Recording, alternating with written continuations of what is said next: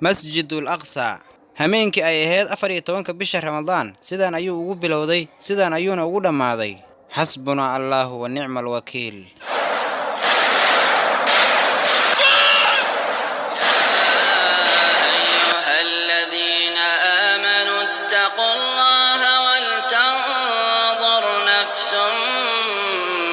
قدمت لغد واتقوا الله إن الله خبير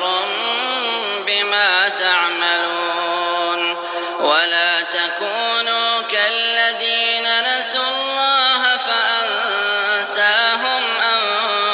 أنفسهم أولئك هم الفاسقون